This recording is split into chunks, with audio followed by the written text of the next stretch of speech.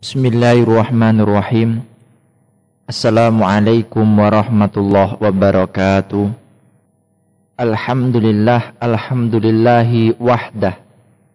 Wassalatu wassalamu ala Rasulillah Muhammad ibn Abdillah wa ala alihi wa ashabihi wa mawalah. Asyhadu an la ilaha illallah wahdahu la syarikalah wa asyhadu anna Muhammadan abduhu wa rasuluh. Qala Allah subhanahu wa ta'ala, a'udzu billahi minasy syaithanir rajim. Ya ayyuhalladzina amanu ittaqullaha haqqa tuqatih wa la tamutunna illa wa antum muslimun. Fa inna astaqal hadits kitabullah wa khairal hadyi hadyu Muhammad sallallahu alaihi wasallam wa syarrul umur muhdatsatuha wa kullu muhdatsatin bid'atun wa kullu bid'atin dolalatun wa kullu dolalatin finnar.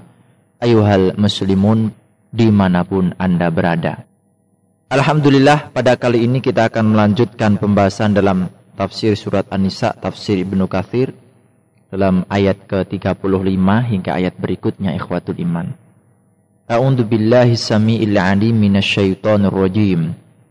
Wa in khiftum shiqaqa bainihima fab'atsu hakaman min ahlihi wa hakaman min ahliha yurida islahan yuwaffiqillahu bainahuma innallaha kana aliman khabira. Dan jika kamu khawatirkan ada persengketaan antara keduanya, maka kirimlah seorang hakam dari keluarga laki-laki dan seorang hakam dari keluarga perempuan. Jika kedua orang hakam itu bermaksud mengadakan perbaikan, niscaya Allah memberi taufik kepada suami istri itu. Sesungguhnya Allah Maha mengetahui lagi Maha mengenal.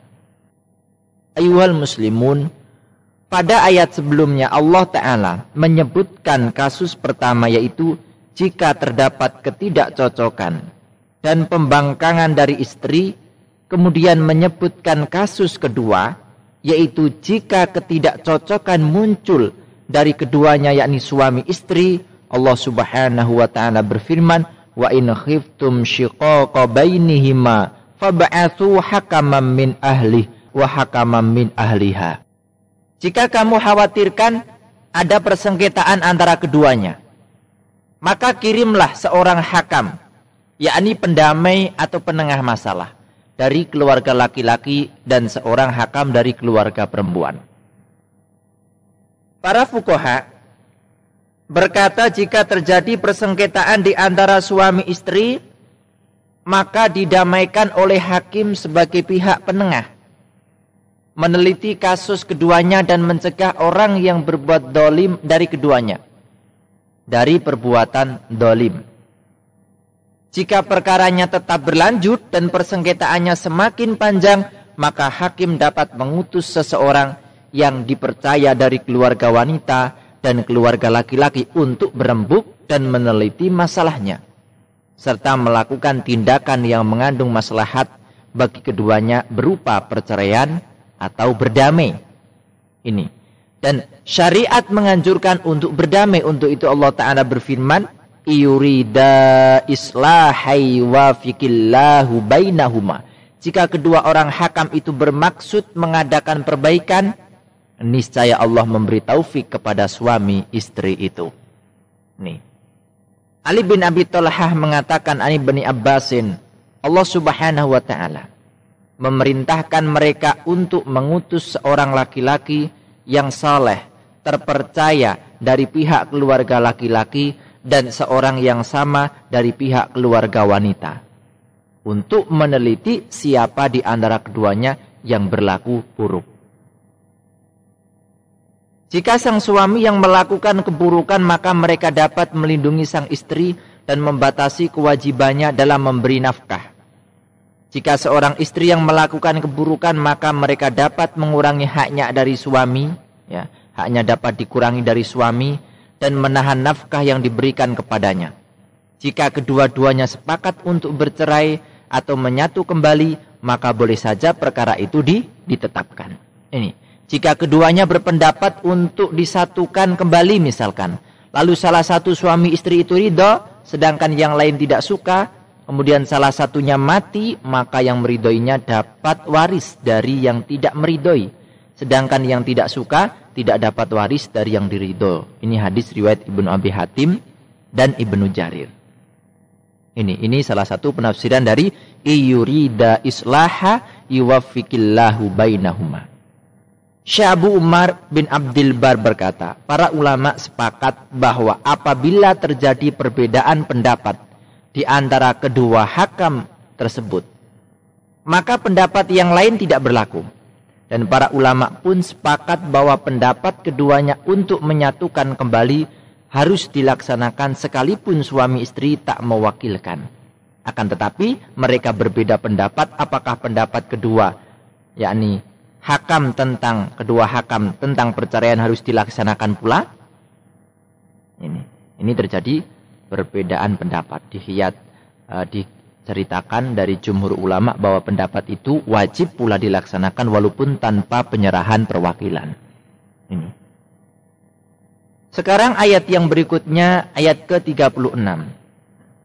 Wa'budullaha wa la tusyriku bihi syai'a wabil walidaini ihsana wa bidil qurba wal yatama wal masakin wal jari dil qurba wal jaril junubi was sahibi bil jambi wa bnis sabili wa ma malakat aymanukum innallaha la yuhibbu man kana mukhtalan fakhura. Beribadahlah kepada Allah dan janganlah kamu mempersekutukannya dengan sesuatu pun, dan berbuat baiklah kepada dua orang ibu bapak, karib kerabat, anak-anak yatim, orang-orang miskin, tetangga yang dekat dan tetangga yang jauh, teman sejawat dan ibnu sabil. Ibnu sabil yakni seorang musafir yang terputus atau terhenti perjalanan kembali ke tempat asalnya karena kehabisan bekal. Dan hamba sahayamu sesungguhnya Allah tidak menyukai orang-orang yang sombong dan membangga-banggakan diri. Allah Subhanahu wa ta'ala memerintahkan untuk beribadah hanya kepadanya, yang tidak ada sekutu baginya, sebab dialah pencipta, pemberi rizki, pemberi nikmat dan pemberi karunia terhadap makhluknya di dalam seluruh keadaan. Maka dialah yang berhak agar mereka mengisahkan dan tidak menyekutukannya dengan sesuatu pun dari makhluknya, sebagaimana sabda Nabi SAW kepada Mu'ad bin Jabal radhiyallahu anhu, atadri ma haqqullah 'alal ibad ya Mu'ad? Qala wallahu wa rasuluhu a'lam. Qala ayya'buduhu wa la yusyriku bihi syai'a. Thumma qala atadri ma haqqul ibadi 'ala Allah idza fa'alu dzalik alla yu'adzibahum. Tahukah engkau apa hak Allah atas hamba-hambanya? Mu'ad menjawab, Allah dan Rasulnya lebih mengetahui. Beliau sallallahu alaihi wasallam bersabda, hendaknya mereka beribadah kepadanya dan tidak menyekutukannya dengan sesuatu pun. Kemudian beliau bertanya lagi, tahukah engkau apa hak hamba atas Allah jika mereka melakukannya? Beliau sallallahu alaihi wasallam menjawab, yaitu dia tidak akan mengadab mereka. Kemudian Allah mewasiatkan untuk berbuat baik kepada kedua orang tua, karena Allah Ta'ala menjadikan keduanya sebagai sebab yang mengeluarkan kamu dari tidak ada menjadi ada. Banyak sekali Allah menyandingkan antara ibadah kepadanya dan berbuat baik kepada orang tua, seperti firman-Nya, anishkurli wali walidaik, bersyukurlah kepadaku dan kepada kedua orang ibu bapakmu dalam surat Luqman. Kemudian setelah perintah berbuat baik kepada kedua orang tua dilanjutkan dengan berbuat baik kepada kerabat, baik laki-laki maupun perempuan.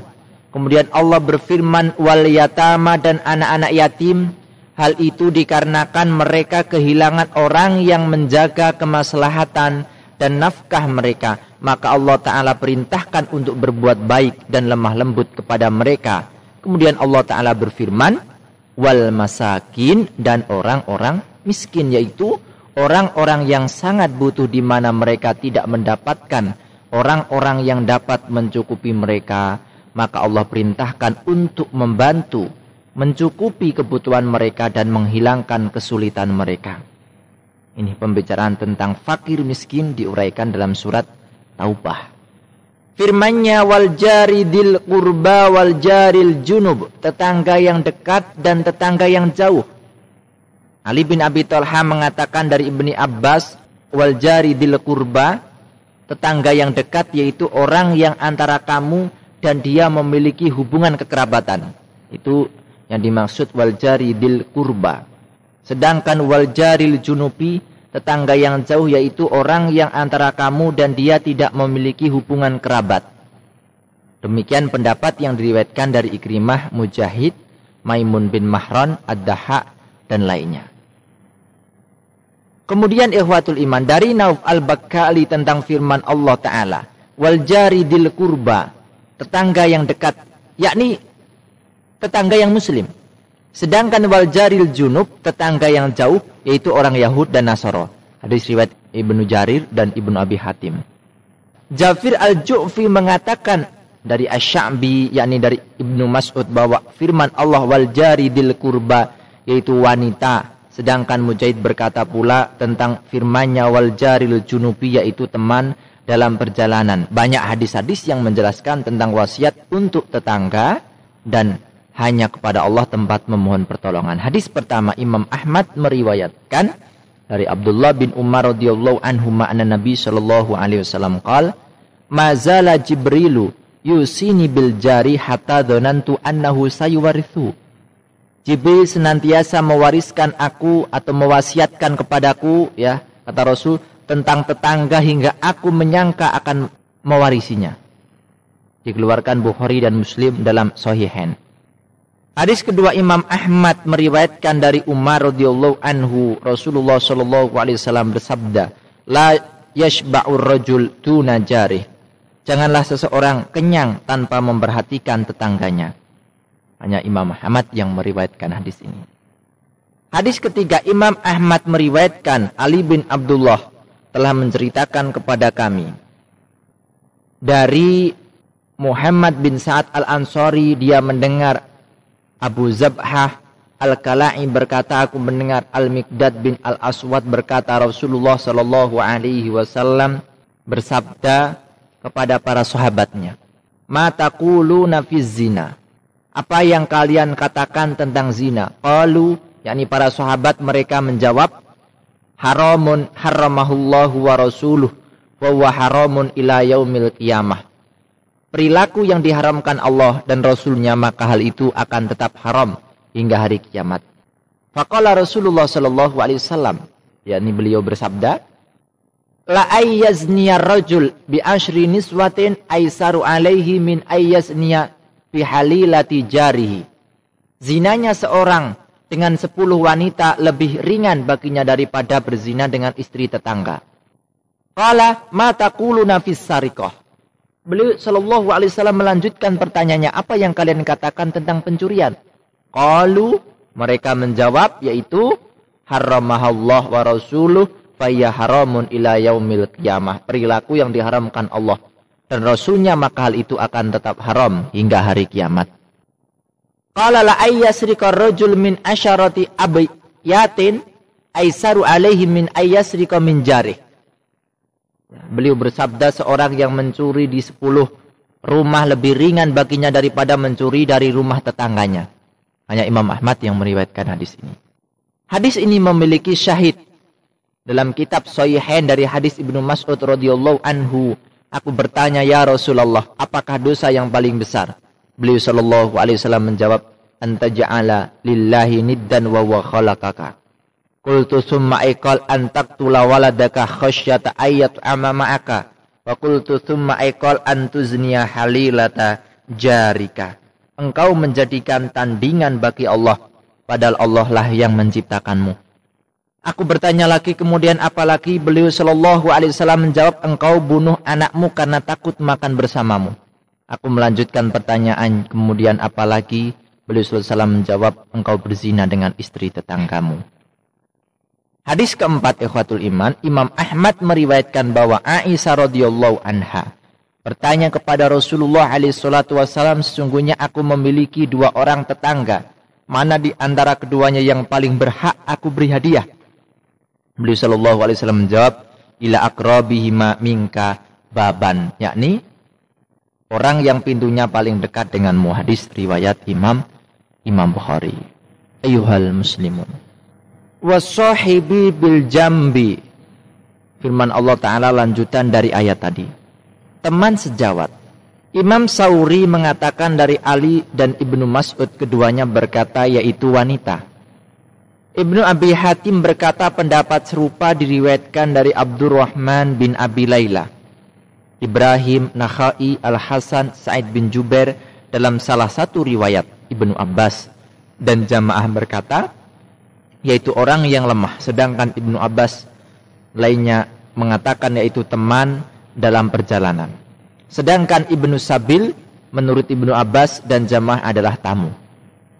Firman Allah, wa ma malakat aimanukum, hamba sahayamu.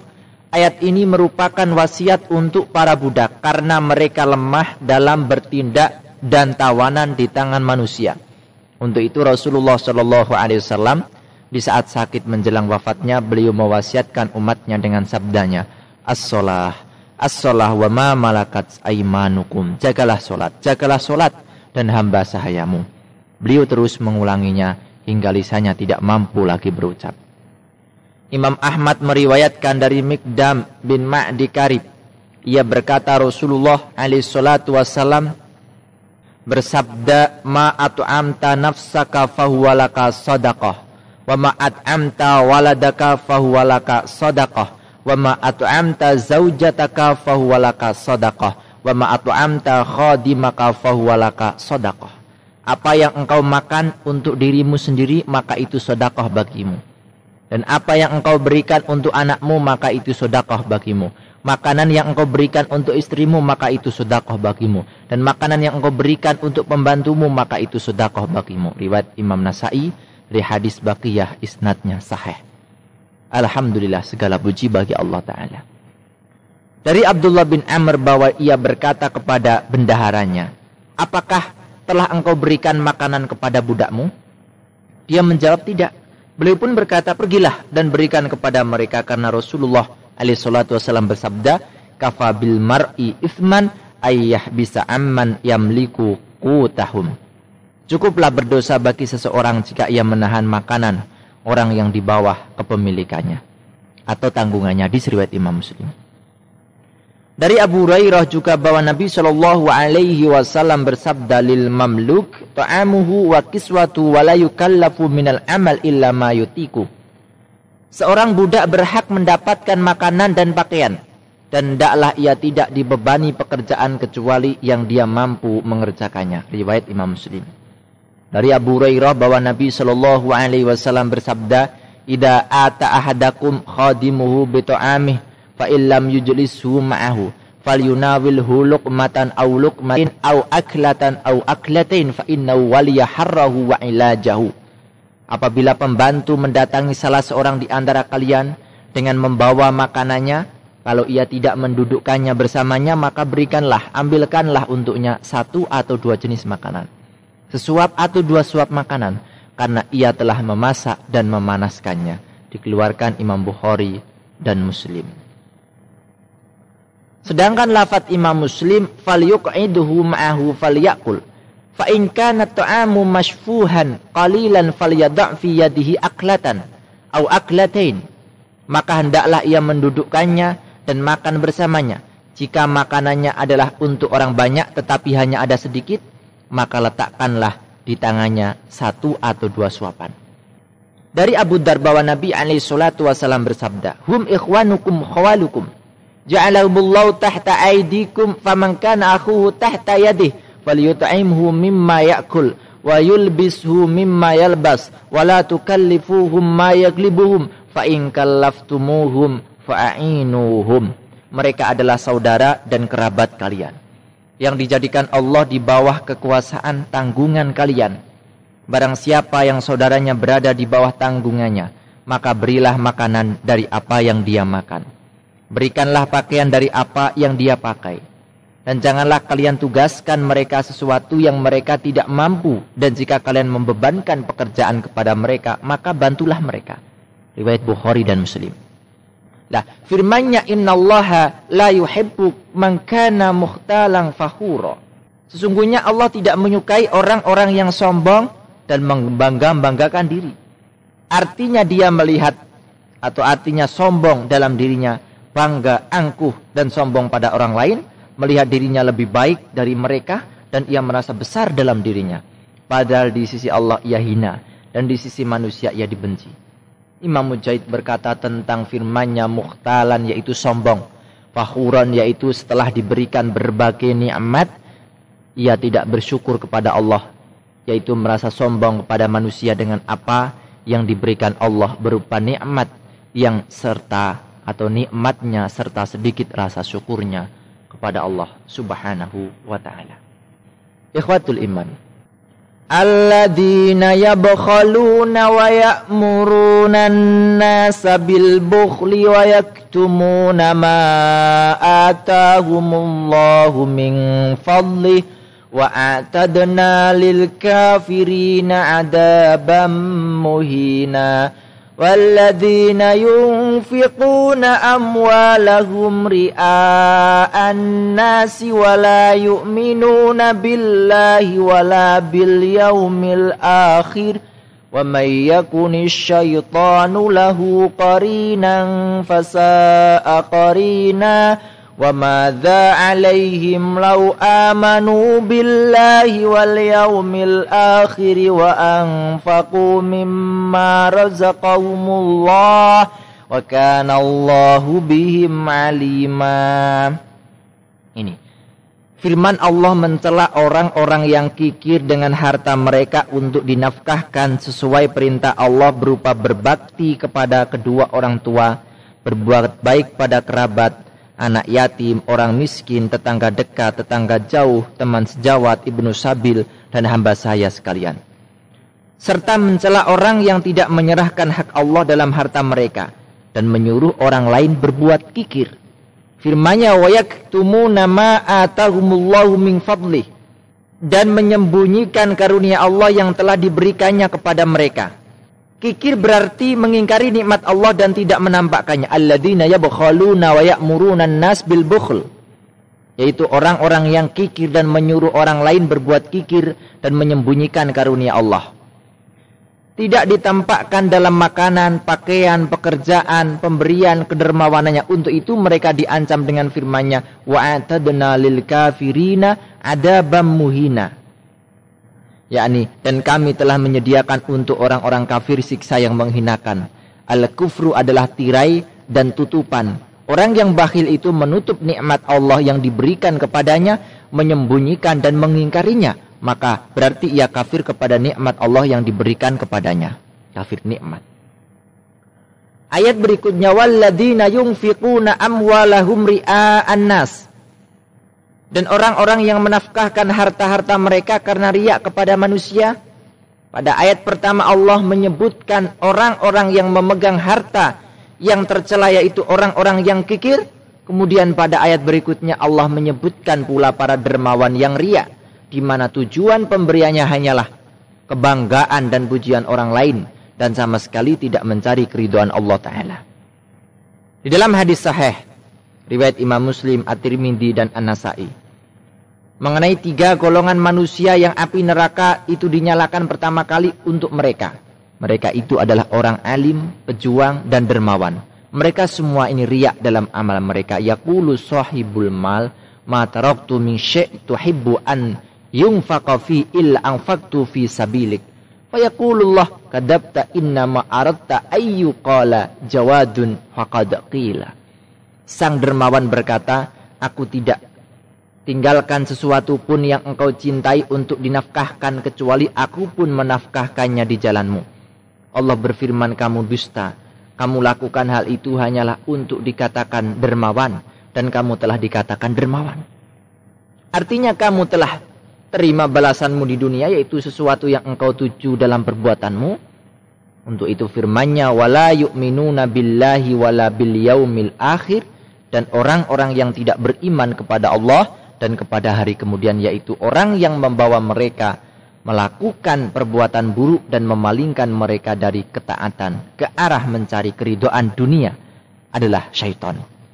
Karena ia syaitan itu membujuk, memberi angan-angan dan menemani mereka lalu membagus-baguskan sesuatu yang buruk kepada mereka. Sesuatu yang buruk itu dibagus-baguskan kepada mereka. Karena itu Allah berfirman, wa may yakunis syaitan lahu qarinan sa'ang qarina. Barang siapa yang mengambil syaitan itu menjadi temannya, maka syaitan itu adalah teman yang seburuk-buruknya. Seorang penyair berkata, anil mar'i la tas'al wasal an qarini. Fakullu qarinin bil muqarin yaqtadi. Jika engkau bertanya tentang seseorang, tanyalah tentang temannya, karena setiap teman akan mengikuti temannya.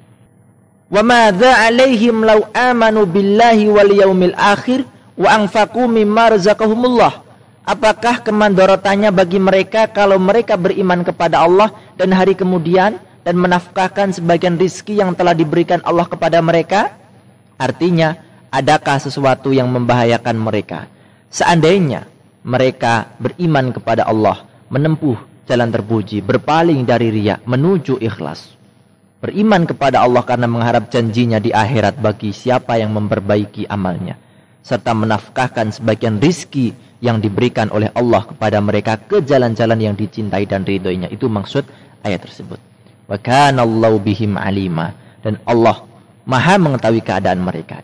Yakni dia mengetahui tentang niat-niat mereka yang baik dan buruk, serta Maha mengetahui siapa yang berhak mendapatkan taufik di antara mereka lalu diberikannya taufik, diilhamkannya petunjuk, serta diarahkannya kepada amal saleh yang diridhoinya. Dan dia mengetahui pula siapa yang berhak dihinakan dan dijauhkan dari perlindungan Allah yang agung. Di mana siapa yang dijauhkan dari pintunya itu, maka ia telah gagal dan orang yang rugi baik di dunia maupun akhirat. Semoga Allah Ta'ala melindungi kita semua dari semua itu. Allah Ta'ala a'lamu bissawab. Subhanakallahumma wa bihamdika asyhadu an la ilaha illa anta astaghfiruka wa atubu ilaik. Wa sallallahu ala Muhammadin wa ala alihi wa sahbihi wa sallam. Wassalamualaikum warahmatullahi wabarakatuh.